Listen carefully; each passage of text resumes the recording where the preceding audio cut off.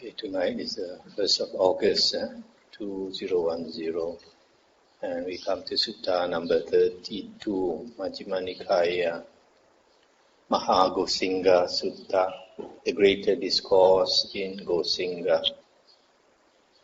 Thus have I heard, on one occasion the Blessed One was living in the park of the Gosinga Sala tree wood, together with a number of very well-known elder disciples, the Venerable Sariputta, the Venerable Mahamoggallana, the Venerable Mahakassapa, the Venerable Anuruddha, the Venerable Revata, the Venerable Ananda, and other very well-known elder disciples.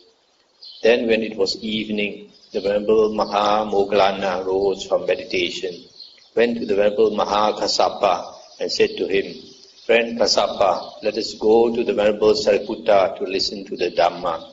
"Yes, friend," the Venerable Mahakassapa replied. Then the Venerable Mahamoggallana, the Venerable Mahakassapa, and the Venerable Anuruddha went to the Venerable Sariputta to listen to the Dhamma. The Venerable Ananda saw them going to the Venerable Sariputta to listen to the Dhamma. Thereupon he went to the Venerable Revata and said to him, "Friend Revata, those true men are going to the Venerable Sariputta to listen to the Dhamma. Let us also go to the Venerable Sariputta to listen to the Dhamma." "Yes, friend," the Venerable Revata replied. Then the Venerable Revata and the Venerable Ananda went to the Venerable Sariputta to listen to the Dhamma. Stop here for a moment. As you all know by now, when the sun sets, the Buddha's disciples, they would normally go to the most senior monk and discuss the Dhamma.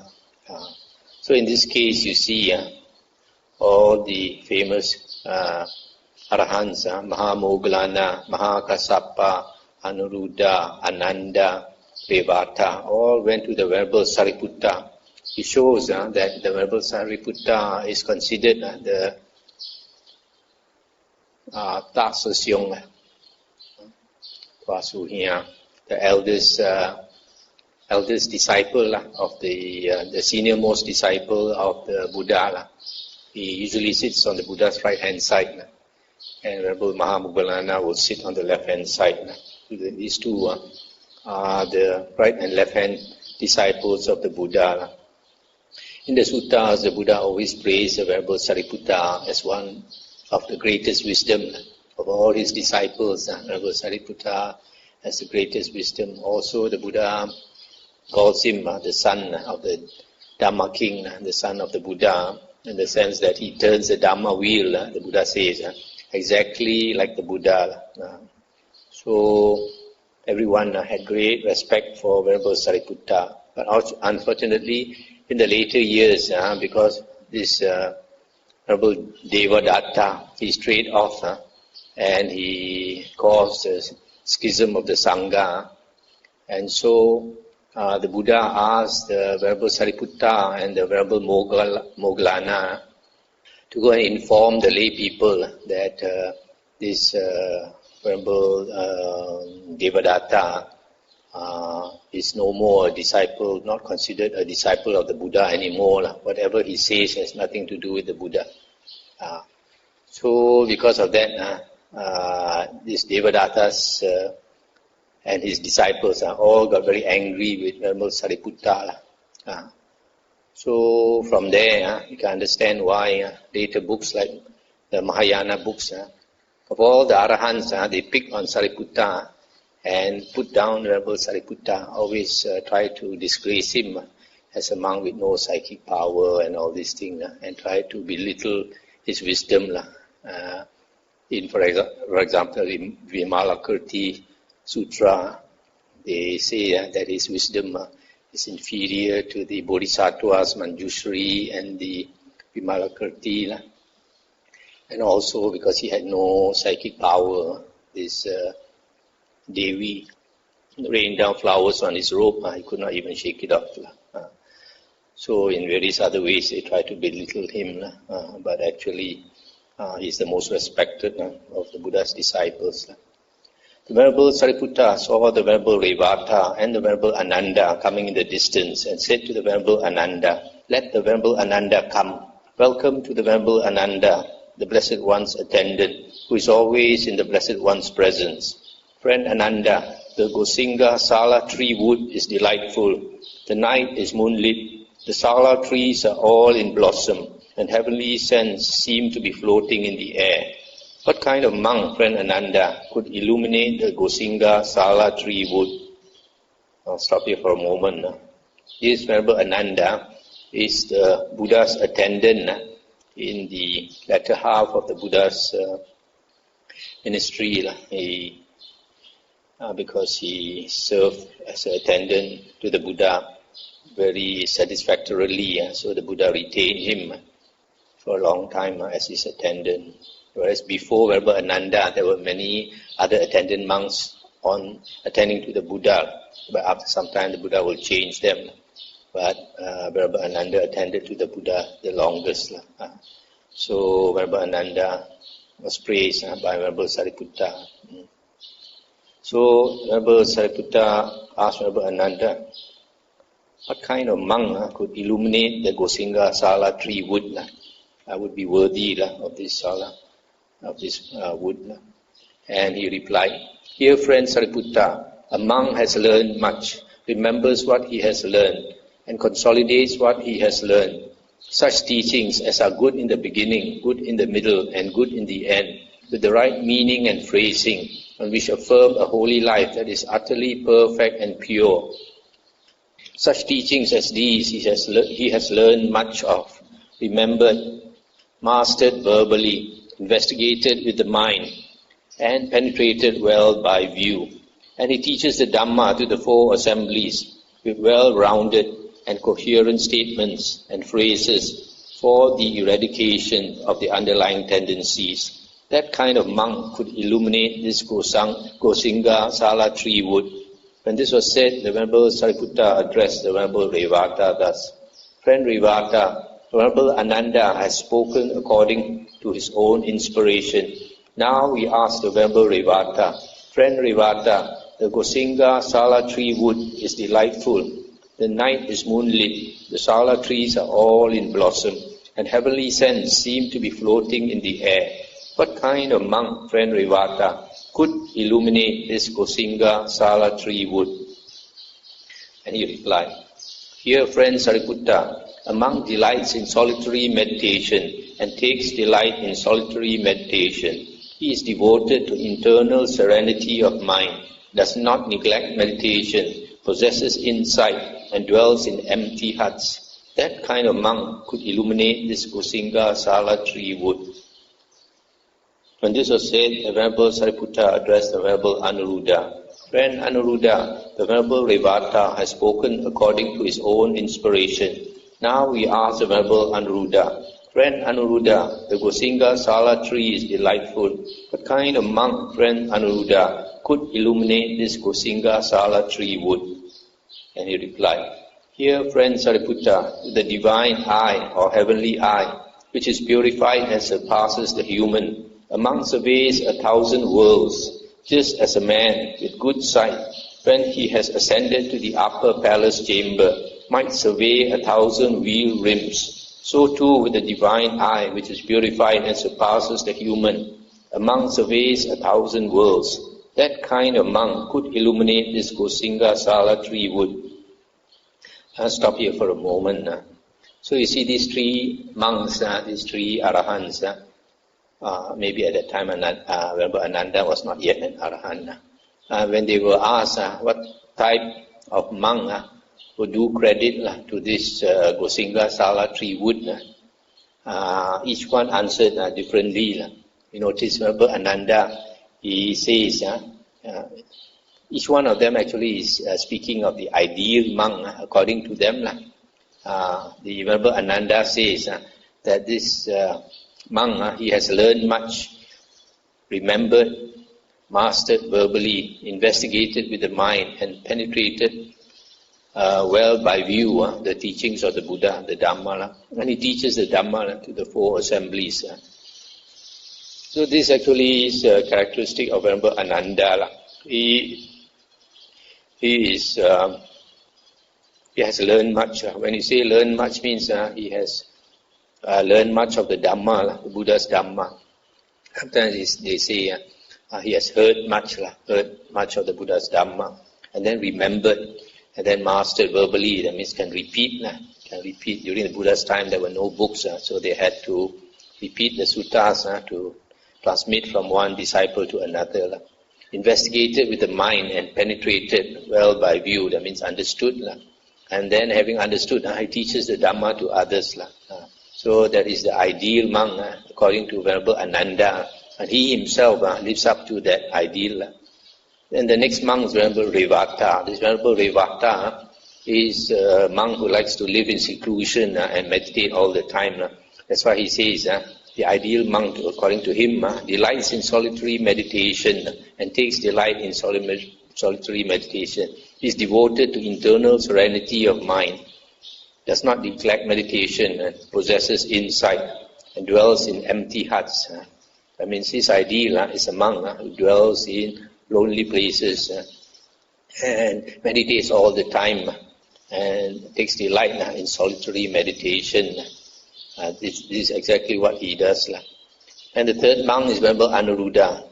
Venerable Anuruddha says to him, the ideal monk is one who has attained the heavenly eye, divine eye.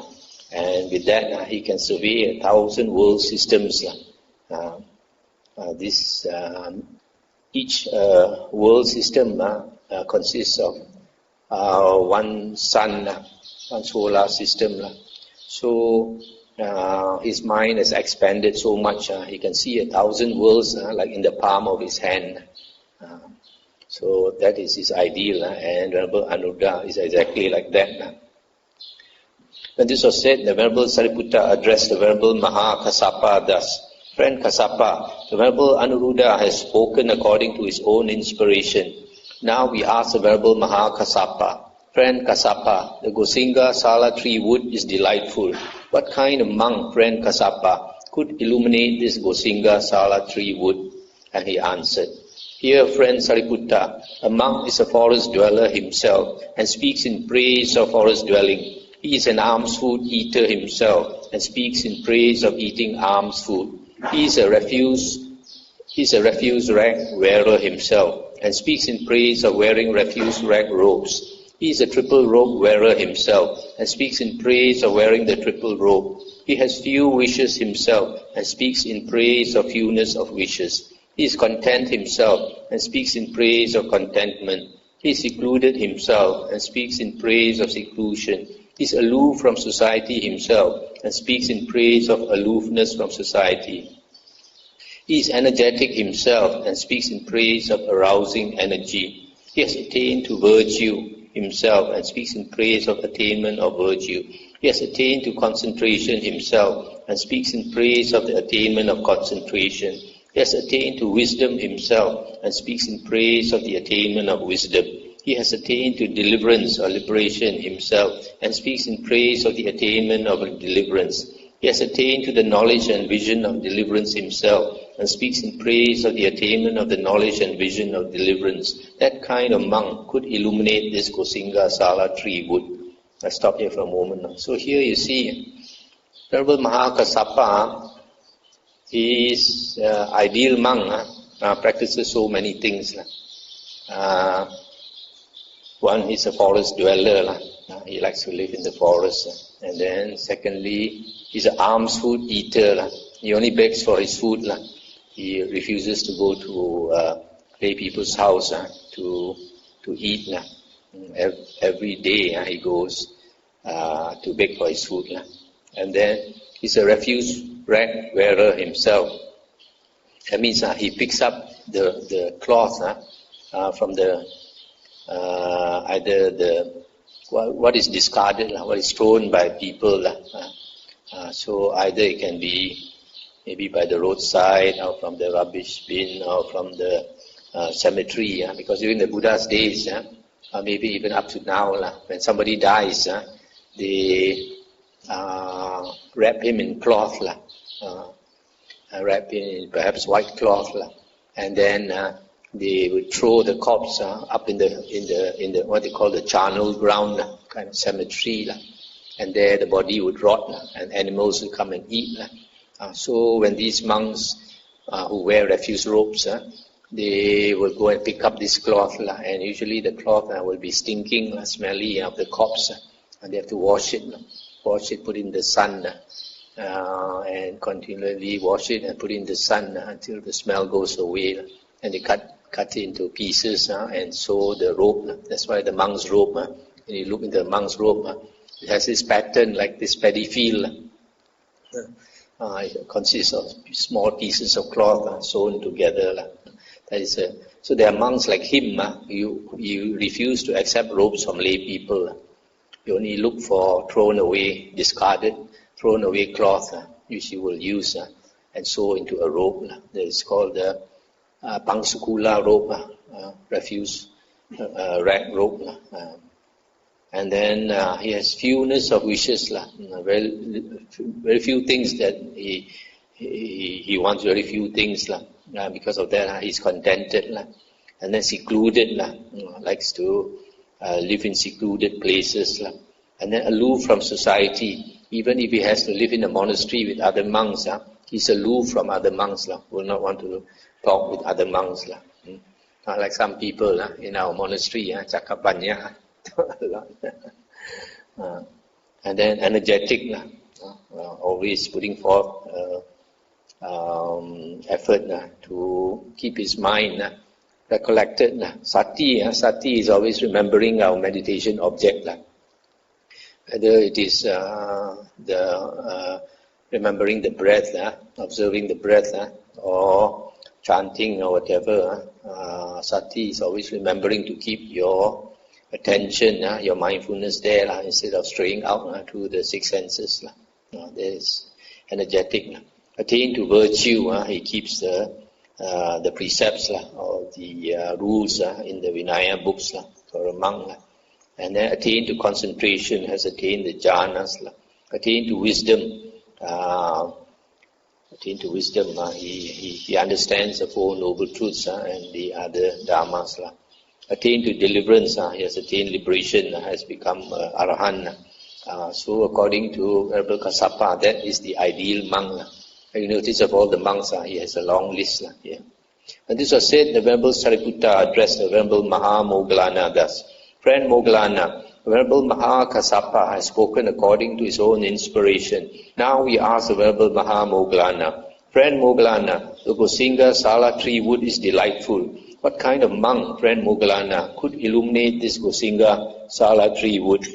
And he answered: Dear friend Sariputta, two monks engaged in a talk on the higher Dhamma, and they question each other, and each being questioned by the other answers without foundering, and their talk rolls on in accordance with the Dhamma. That kind of monk could illuminate this Gosinga Sala tree wood. Stop here for a moment. This Venerable Moggallana is the monk with the greatest psychic power. So when he's asked what kind of monk could illuminate this Gosinga Sala tree wood, instead of saying the monk with all types of psychic power, he says, surprisingly, he says the monk who can discuss Dhamma and can answer Dhamma without foundering, without wavering, without doubt, and can continue to talk on the Dhamma. So that also shows that he is very knowledgeable in the Dhamma. That's why he can teach other monks. When this was said, the Venerable Mahamoggallana addressed the Venerable Sariputta thus: Friend Sariputta, we have all spoken according to our own inspiration. Now we ask the Venerable Sariputta: Friend Sariputta, the Gosinga Sala tree wood is delightful.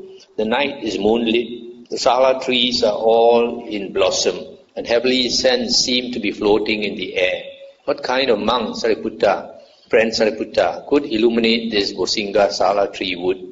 And Venerable Sariputta replied: Here, friend Moggallana, a monk wields mastery over his mind. He does not let the mind wield mastery over him. In the morning, he abides in whatever abiding or attainment he wants.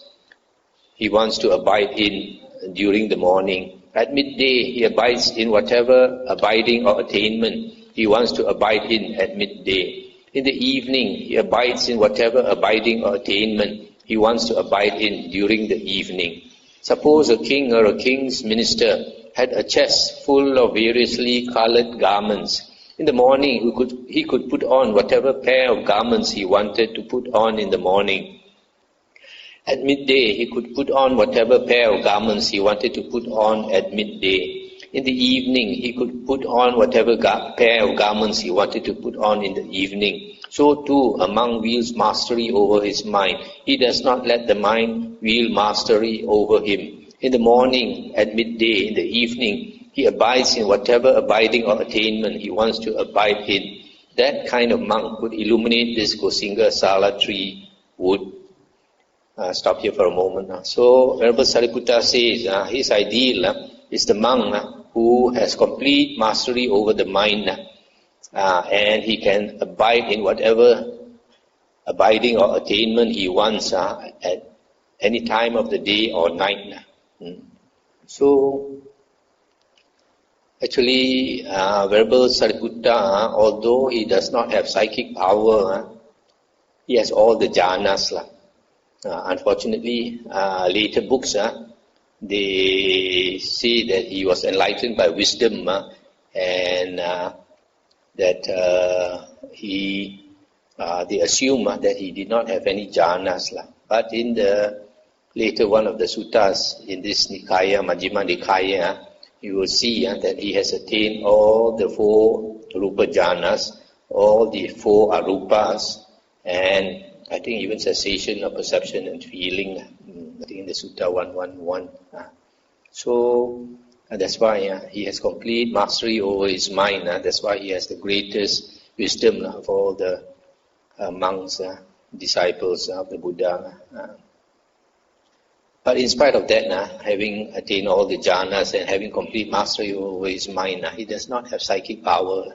Psychic power for some monks, when they attain the jhanas, it comes naturally, but for some of them, it does not come naturally. But somebody like Venerable Sariputta, since he has all the jhanas, if he wanted to cultivate psychic power, he could easily attain psychic power. But because somebody like him has already become an arahant, he has no more self, no more ego, so he has no desire to become famous or anything, so he's not bothered with psychic power.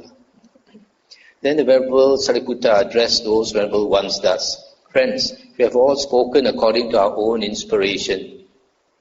Let us go to the Blessed One and report this matter to him. As the Blessed One answers, so let us remember it. Yes, friend, they replied. And those Venerable ones went to the Blessed One, and after paying homage to him, sat down at one side.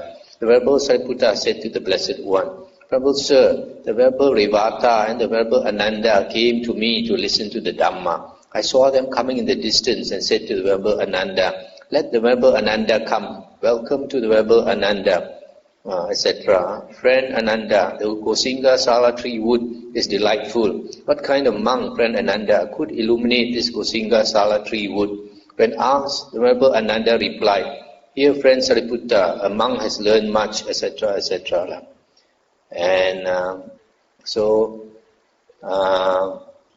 here, instead of reading everything, Venerable Sariputta just repeated what each of the other monks said. So what was read earlier is all repeated here. So he repeated everything up to Venerable Mahamoggallana's reply. When that was said, the Venerable Mahamoggallana told the Blessed One, Then, Venerable Sir, I addressed the Venerable Sariputta thus, Friend Sariputta, etc., etc. What kind of monk could illuminate this Gosinga Sala tree wood? And the Venerable Sariputta replied, Here, friend Moggallana, a monk wields mastery over his mind. He does not let the mind wield mastery over him. In the morning, in the midday, and in the evening, he abides in whatever abiding or attainment he wants to abide in, etc. And the Buddha said, Good, Moggallana. Sariputta, speaking rightly, should speak just as he did. For Sariputta wields mastery over his mind. He does not let the mind wield mastery over him. In the morning, he abides in whatever abiding or attainment he wants to abide in during the morning. At midday, he abides in whatever abiding or attainment he wants to abide in at midday. In the evening, he abides in whatever abiding or attainment he wants to abide in during the evening. When this was said, the Venerable Sariputta asked the Blessed One, Venerable Sir, which of us has spoken well? And the Buddha replied, They have all spoken well, Sariputta, each in his own way. Hear also from me, what kind of monk could illuminate this Gosinga Sala tree wood?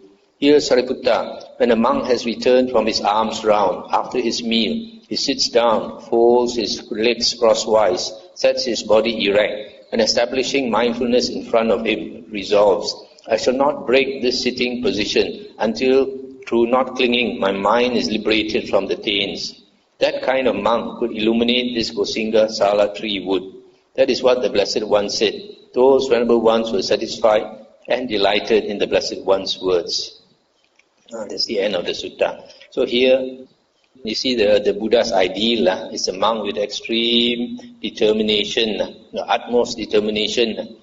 So when he sits down, he will not stop sitting until his mind is liberated.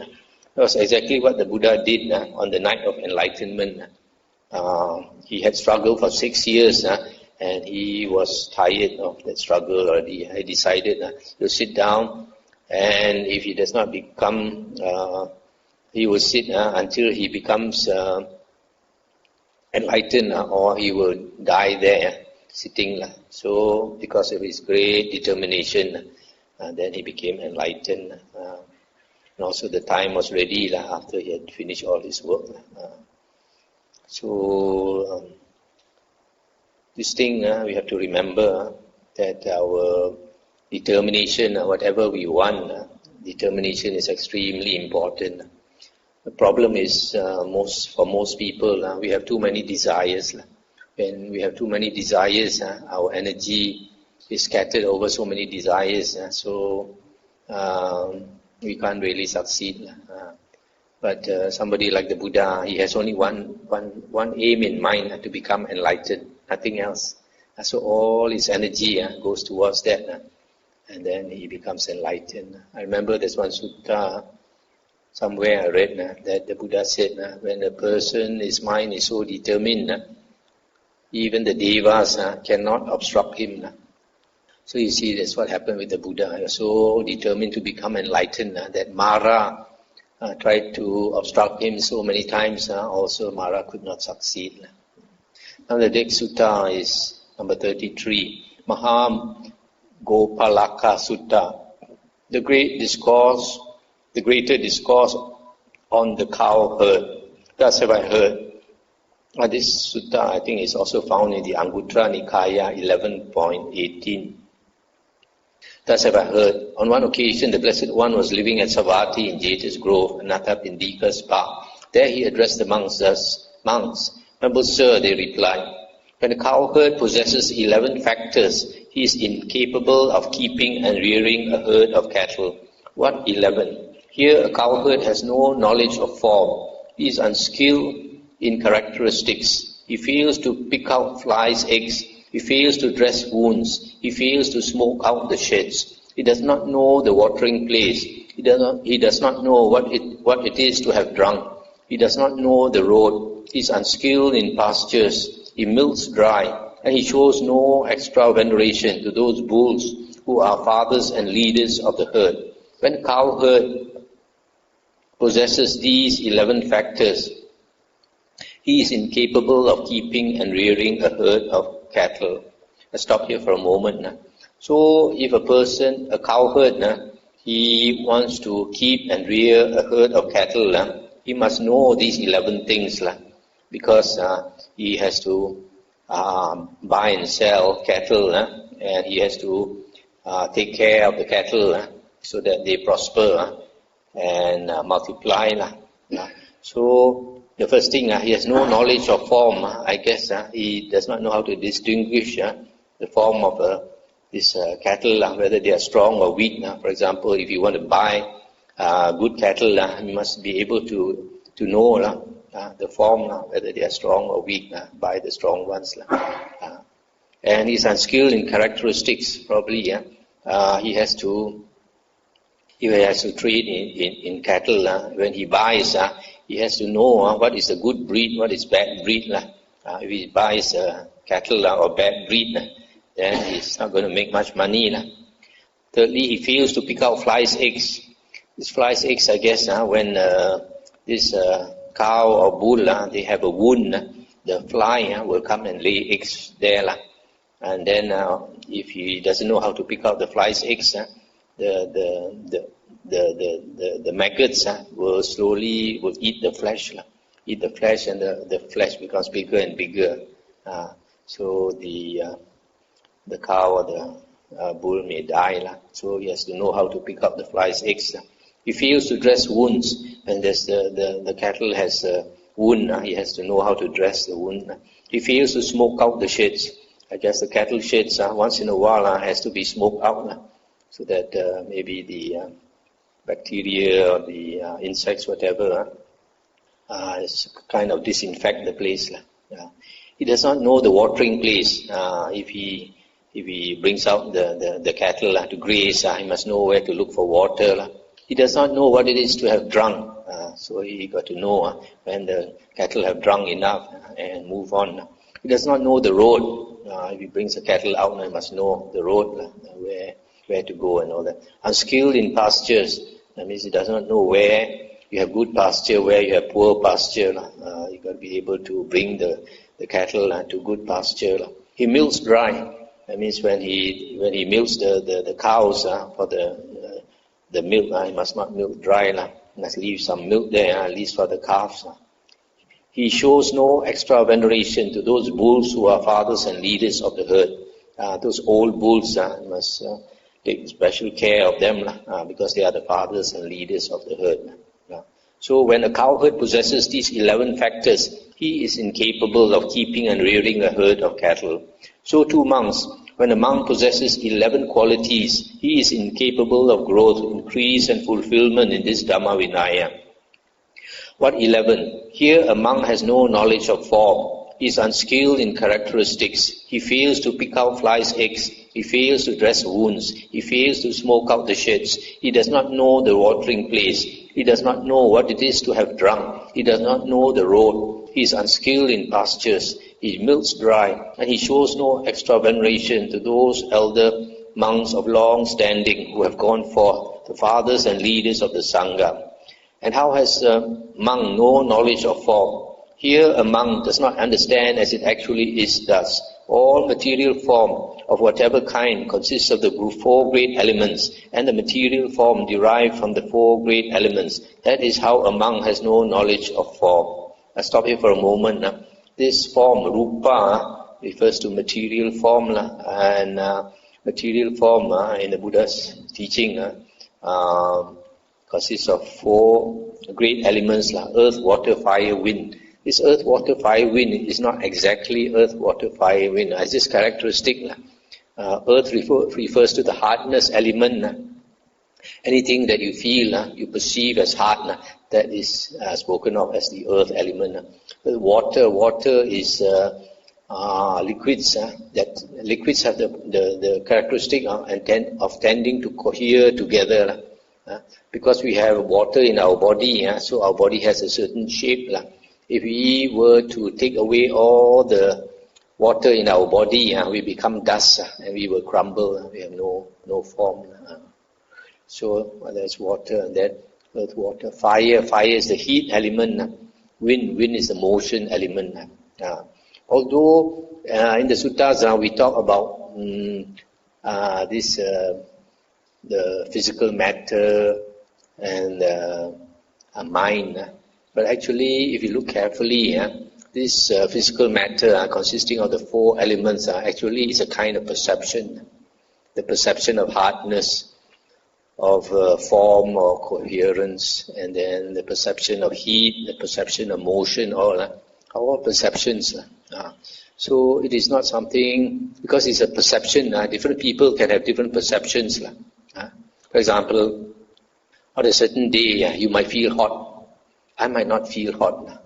So your perception is different from mine. So you notice because it's a perception. Actually, perception is a type of consciousness. A type of consciousness. So even the physical world is just a perception. It's just a type of consciousness. So that's why the whole world, including the physical world, is actually mind-made. It's mind-made. So, for example, if a person had extremely bad karma, that was reborn in hell, and he goes into hell, he finds hell very hot, everywhere, flames. But if an arahant were to go and visit hell, arahant goes into hell, he does not feel hot. So everything is mind-made. Okay, the second one. How is a monk unskilled in characteristics? Here a monk does not understand as it actually is thus. A fool is characterized by his actions. A wise man is characterized by his actions. That is how a monk is unskilled in characteristics. So here it means this monk, he cannot distinguish between a foolish teacher or a wise teacher. Or a teacher cannot distinguish between a foolish disciple or a wise disciple. So this is unskilled in characteristics. Just like the cowherd, he does not know what is good breed, what is bad breed. Number 3, how does a monk fail to pick out flies' eggs? Here, when a thought of sensual desire has arisen, a monk tolerates it. He does not abandon it, remove it, do away with it, and annihilate it. When a thought of ill will has arisen, when a thought of cruelty has arisen, when evil, unwholesome states have arisen, a monk tolerates them. He does not abandon them, remove them, do away with them, and annihilate them. That is how a monk fails to pick out flies' eggs. Stop here for a moment.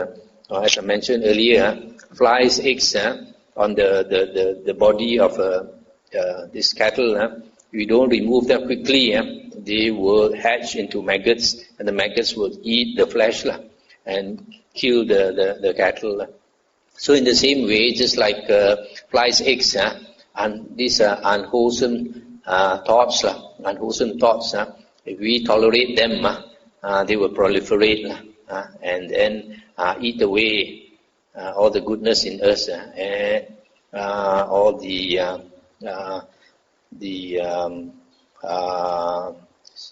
spiritual good in us will die out. So we, just like the flies' eggs, we have to know these unwholesome thoughts have the potential to do a lot of harm to us. Number 4, how does a monk fail to dress wounds? Here, on seeing a form with the eye, a monk grasps at its signs and features. Even though when he leaves the eye faculty unguarded, evil, unwholesome states of covetousness and greed might invade him. He does not practice the way of its restraint. He does not guard the eye faculty. He does not undertake the restraint of the eye faculty. On hearing a sound with the ear, smelling an odor with the nose, tasting a flavor with the tongue, touching a tangible with the body, cognizing a mind object with the mind, he grasps at its signs and features. Even though when he leaves the faculties unguarded, evil, unwholesome states of covetousness and greed might invade him. He does not practice the way of their restraint. He does not guard the faculties. He does not undertake the restraint of the faculties. That is how a monk fails to dress wounds. Stop here for a moment. Here, our 6 senses are always stabbed, attacked by these objects of the senses, forms, sounds, smells, taste, touch, and thoughts. So, because they impinge on us, just like a wound, they can fester. So we have to guard our faculties. So don't see too much, don't hear too much, don't smell too much, eat too much, etc. So, for example, when you go Pindapata, don't look everywhere. Suppose when you go Pindapata, you're supposed to put your eye just 6 feet away from you. Look down. When people offer you food, also And don't look at them in the face, unless you know them very well.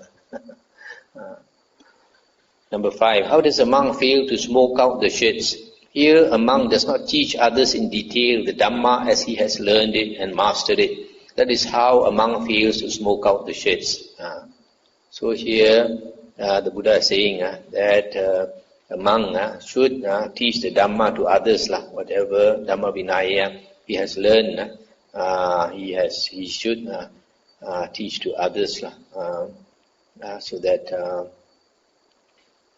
he has a healthy, we have a healthy Sangha. This in fact the Sangha of wrong views. Number 6, how does a monk not know the watering place? Here a monk does not go from time to time to those monks who have learned much, who are well versed in the tradition, who maintain the Dhamma Vinaya, and he does not inquire and ask questions of them thus. How is this venerable sir? What is the meaning of this? And these venerable ones do not reveal to him what has not been revealed, do not clarify what is not clear, or remove his doubts about the numerous things that give rise to doubt. That is how a monk does not know the watering place. How does stop here for a moment. So the watering place is a place where you can quench your thirst and drink water. In the same way, the watering place for monks is learned senior monks who know the Dhamma, who know the Vinaya. So if you don't know, you should go to these senior monks and clarify your doubts. How does a monk not know what it is to have drunk?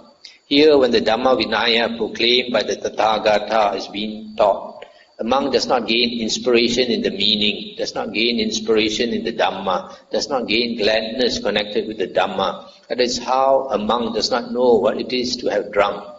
Stop here for a moment. So, if you listen to the Dhamma and the Vinaya, you should gain inspiration and be glad and appreciate. There are some people, they maybe their what is called their roots are too shallow. They don't have the what later books call the paramis, the good qualities. So when they meet the Dhamma, they don't appreciate that the Dhamma is so valuable, so good.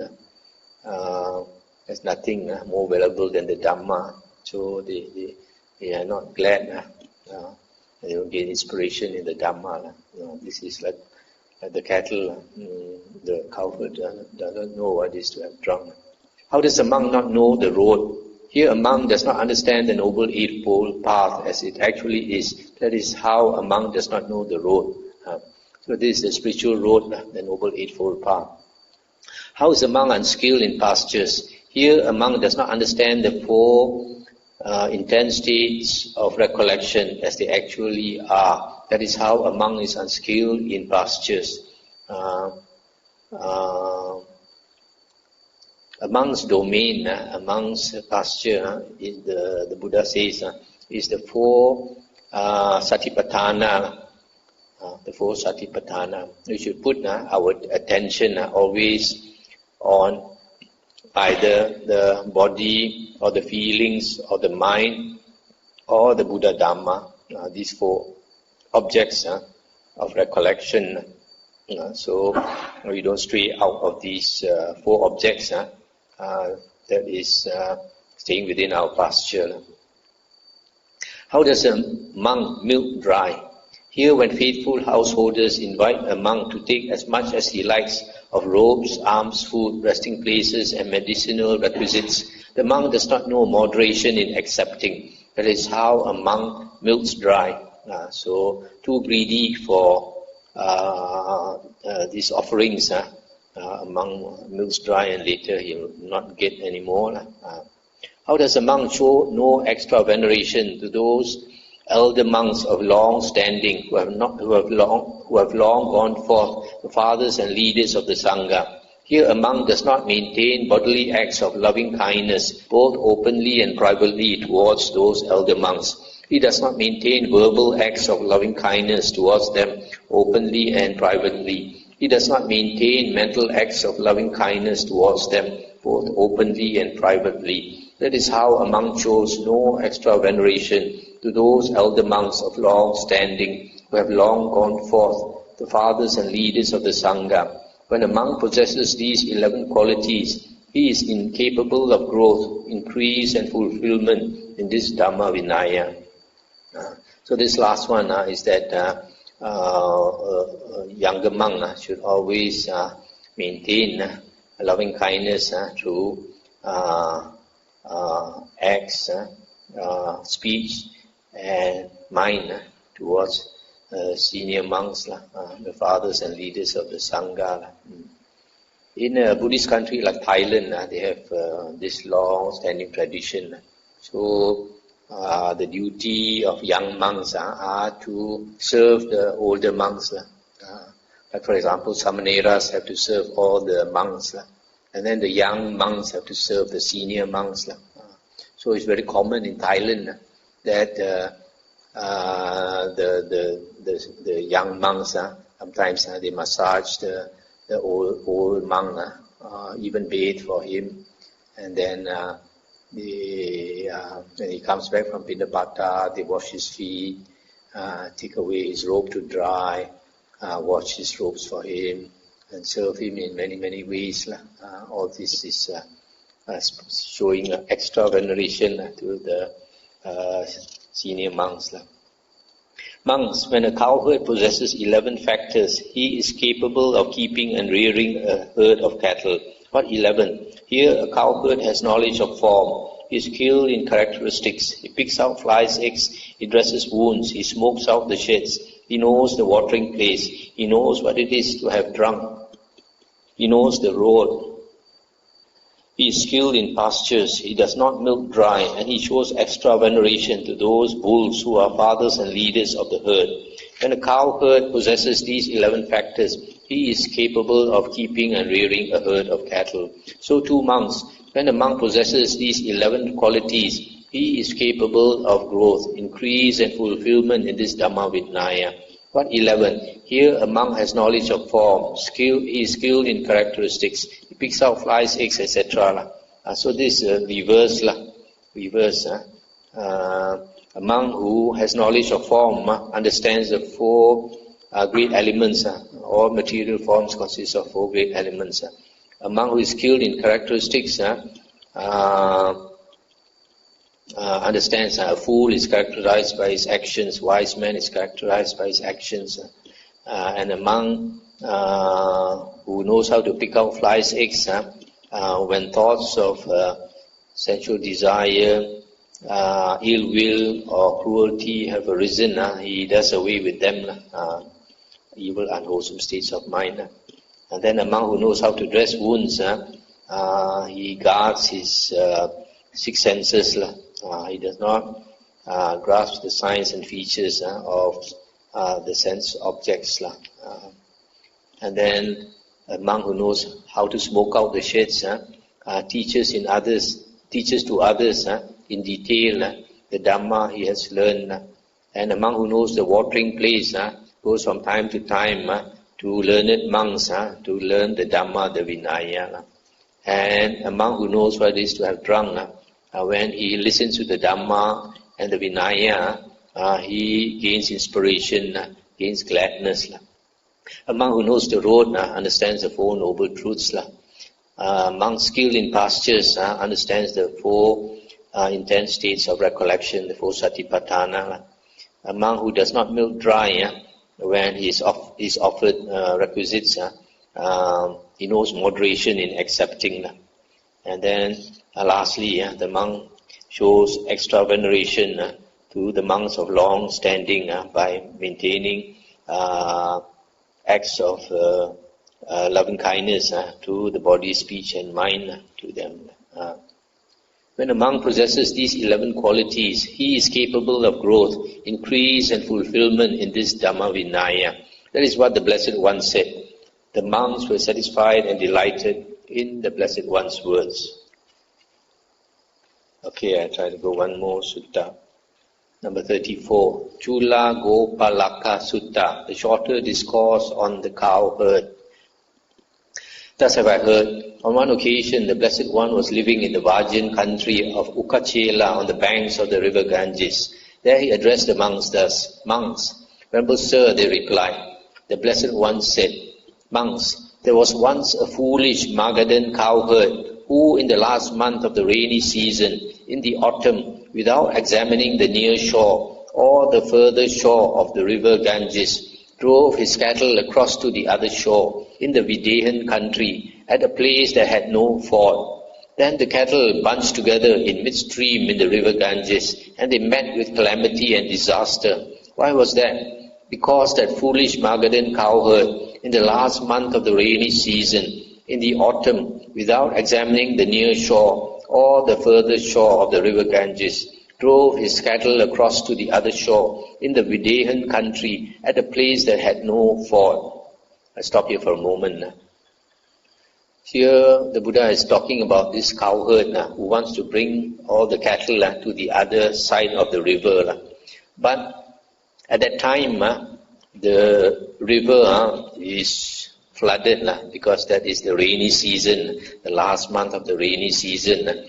All the rivers are all flooded.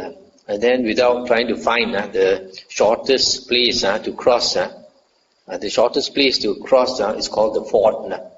In the river, there are places when the two sides of the river are far apart. There's places where the two sides of the river are nearer. That is called the ford. And the shallow also, where the water is shallower. And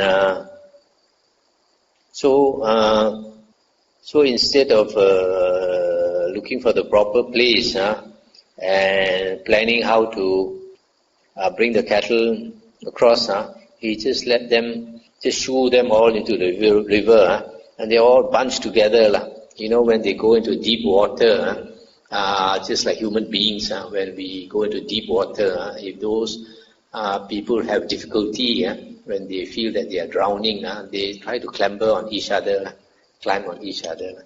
So the same with the cattle. When they bunch together, they're all trying to get on top of each other and all drown. So the Buddha continued. So too monks, as to those recluses and Brahmins who are unskilled in this world and the other world, unskilled in Mara's realm and what is outside Mara's realm, unskilled in the realm of death and what is outside the realm of death, it will lead to the harm and suffering for a long time of those who think they should listen to them and place faith in them.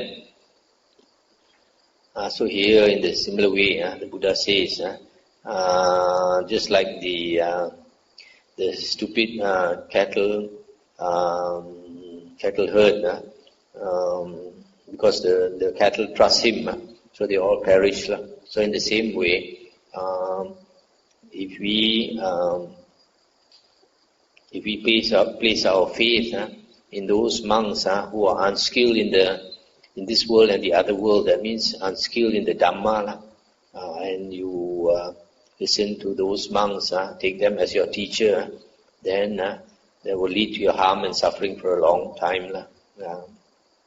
Monks, there was once a wise Magadhan cowherd who in the last month of the rainy season in the autumn, after examining the near shore and the further shore of the river Ganges, drove his cattle across to the other shore in the Videhan country at a place that had a ford. He made the bulls, the fathers and leaders of the herd, enter first, and they breasted the stream of the Ganges and got safely across to the further shore. He made the strong cattle and the cattle to be tamed enter next, and they too breasted the stream of the Ganges and got safely across to the further shore. He made the heifers and the young oxen enter next, and they too breasted the stream of the Ganges and got safely across to the other shore. He made the calves and the feeble cattle enter next, and they too breasted the stream of the Ganges and got safely across to the further shore. At that time there was a tender calf just born, and being urged on by its mother's lowing, it too breasted the stream of the Ganges and got safely across to the further shore. Why was that? Because that wise Magadhan cowherd, in the last month of the rainy season, in the autumn, after examining the near shore and the further shore of the river Ganges, drove his cattle across to the other shore in the Vindhyan country at a place that had a ford. So too monks, as to those recluses and Brahmins who are skilled in this world and the other world, skilled in Mara's realm and what is outside Mara's realm, skilled in the realm of death and what is outside the realm of death, it will lead to the welfare and happiness for a long time of those who think they should listen to them and place faith in them. So in a similar way, the Buddha says,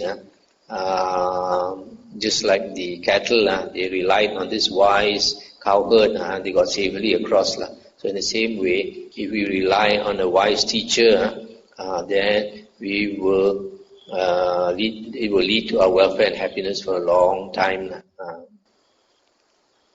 But then to know whether a teacher is good or not, you also it takes time to know, and you also have to be quite sharp. Monks, just as the bulls, the fathers and leaders of the herd, breasted the stream of the Ganges and got safely across to the further shore, so too those monks who are arahants, with pains destroyed, who have lived the holy life, done what had to be done, laid down the burden, reached the true goal, destroyed the fetters of being, and are completely liberated through final knowledge. By breasting Mara stream, they have gotten safely across to the further shore. Just as the strong cattle and the cattle to be tamed breasted the stream of the Ganges and got safely across to the further shore, so too those monks who, with the destruction of the 5 lower fetters, will reappear spontaneously in the pure abodes and there attain final Nibbana without ever returning from that world. By breasting Mara stream, they will get safely across to the further shore. Just as the heifers and young oxen breasted the stream of the Ganges and got safely across to the further shore, so too those monks who, with the destruction of the 3 fetters and with the attenuation of lust, hatred and delusion, are once returners, Sakadagamin, returning once to this world to make an end of suffering. By breasting Mara stream, they too will get safely across to the further shore.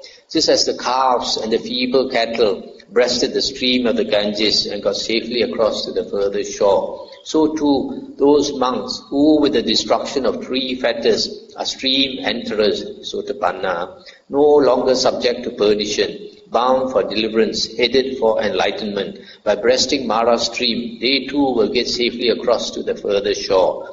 Just as that tender calf just born, being urged on by its mother's lowing, also breasted the stream of the Ganges and got safely across to the further shore, so too those monks who are Dhamma followers and faith followers, that means first path attainers, by breasting Mara stream, they too will get safely across to the further shore. Monks, I am skilled in this world and in the other world, skilled in Mara's realm and in what is outside Mara's realm, skilled in the realm of death and in what is outside the realm of death. It will lead to the welfare and happiness for a long time of those who think they should listen to me and place faith in me. That is what the Blessed One said. When the Sublime One had said that, the teacher said further, both this world and the world beyond are well described by the one who knows, and what is still in Mara's reach and what is out of reach of death. Knowing directly all the world, the enlightened one who understands opened the door to the deathless state, by which Nibbana may be safely reached. For Mara stream is breasted now, its current blocked, its reeds removed. Rejoice then, monks, mightily, and set your hearts where safety lies. So that's the end of the sutta. So here the Buddha is saying that we should place our faith in the Buddha and only the Buddha. That's why when the Buddha was about to enter Nibbana, instead of nominating another monk to take his place, he told the monks that after he's gone, that everyone should take the Dhamma and the Vinaya that the Buddha has taught to be our teacher. Unfortunately nowadays, a lot of people, instead of studying the Buddha's words, they rely on some teacher, just like relying on some foolish cowherd. The Buddha says that whatever any other monk teaches, we should compare them with the suttas and the Vinaya. Only if they agree with the suttas and the Vinaya, then only we can accept them. So the Buddha also said, be a lamb unto yourselves, be a refuge unto yourselves, with no other refuge. Take the Dhamma as a lamb, take the Dhamma as a refuge, with no other refuge. So don't go and look for some heroes to worship.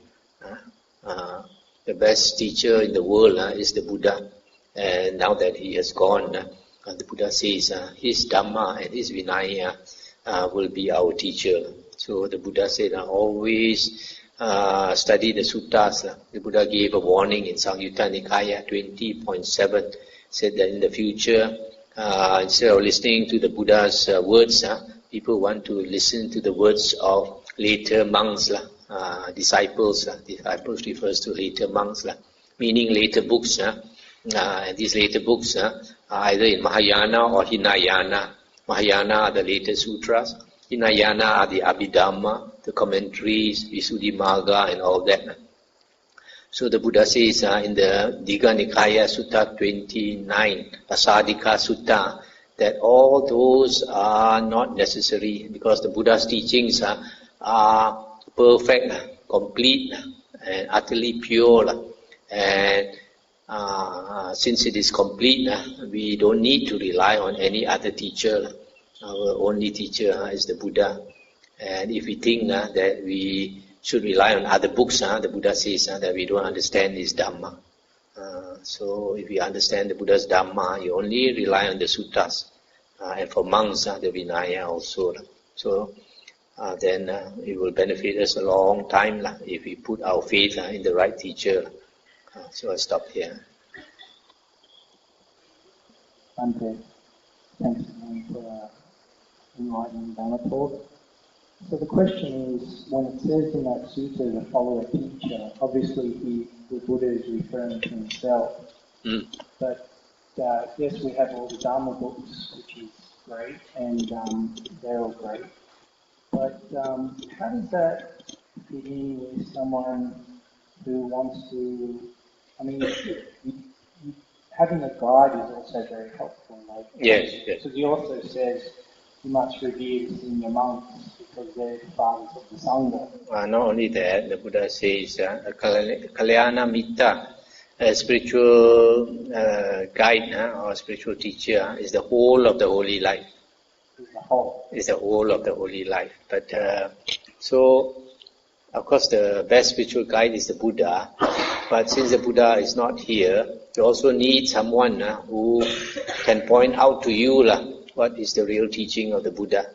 Otherwise, you might, because there's so much wrong teachings nowadays. A lot of things that are taught to be the Dhamma, thought to be the Buddha's teachings, is actually not the Buddha's teachings. So you need someone to guide you to the correct teachings. Thank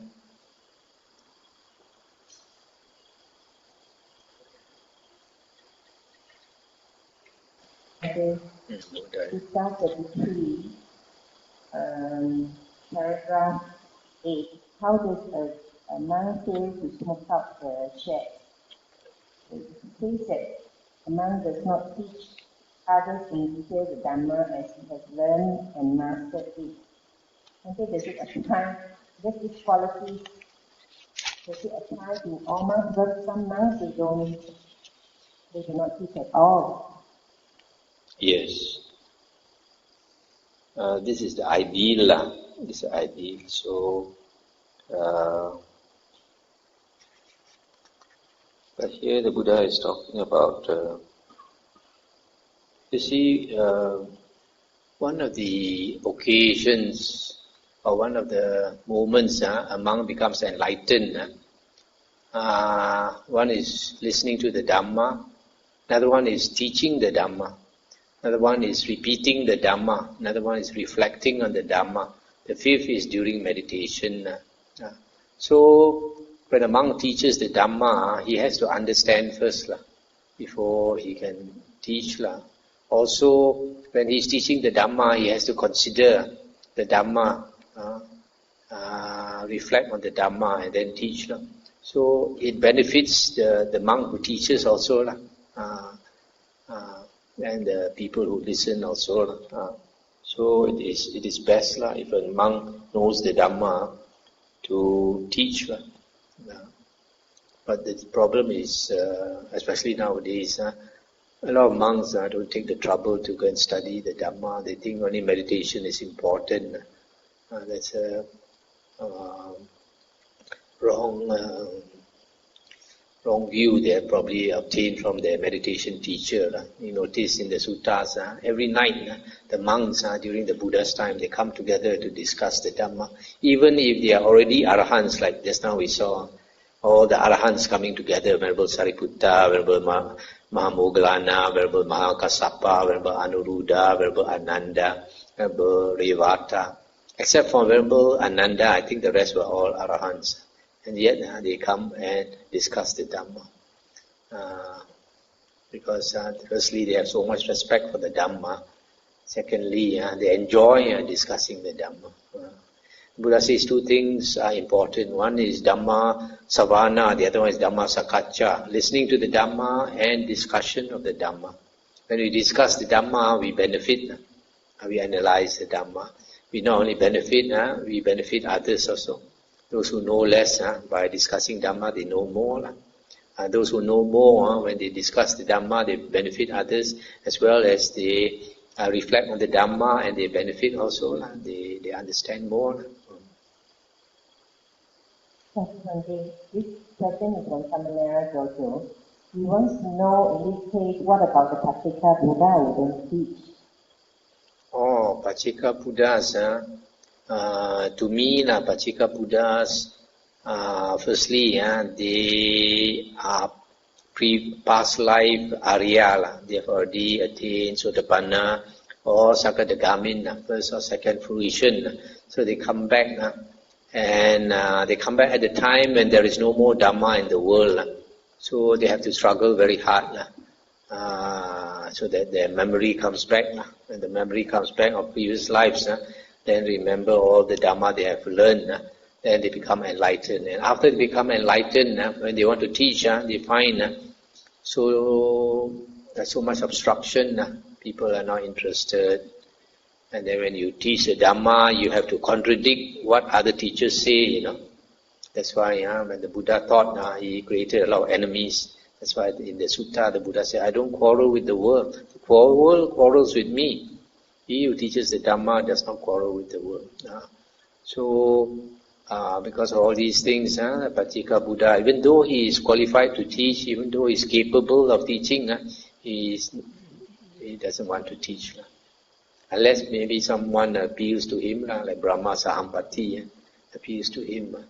Otherwise, he's not interested to teach. So 99.99% of Buddhas are Pacceka Buddhas who refuse to teach. But then, even though they refuse to teach, they show an example to the world.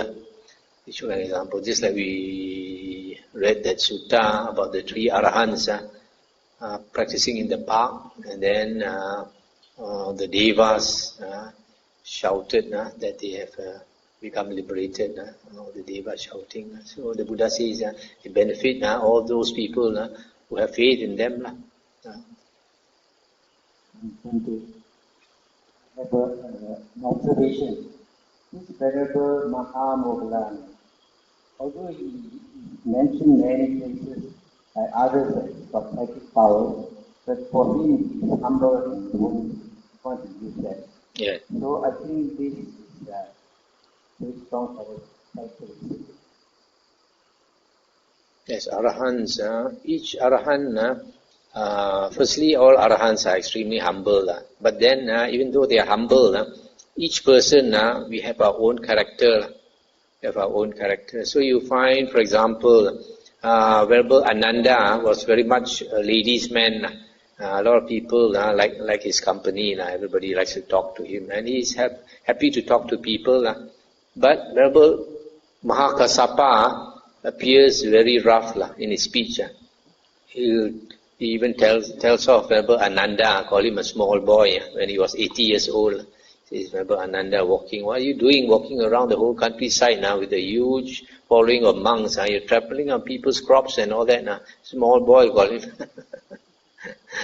So you see, he's already become an arahant, he has no ego. So it's not that he speaks out of ego, just that his habit over so many lifetimes has been like that. That's why, this you can't believe in these paramis. Paramis means a person has developed so many perfections. But this enlightened person, he can see he in that sense, he lacks that parami of speaking gently. Now I transfer Marin.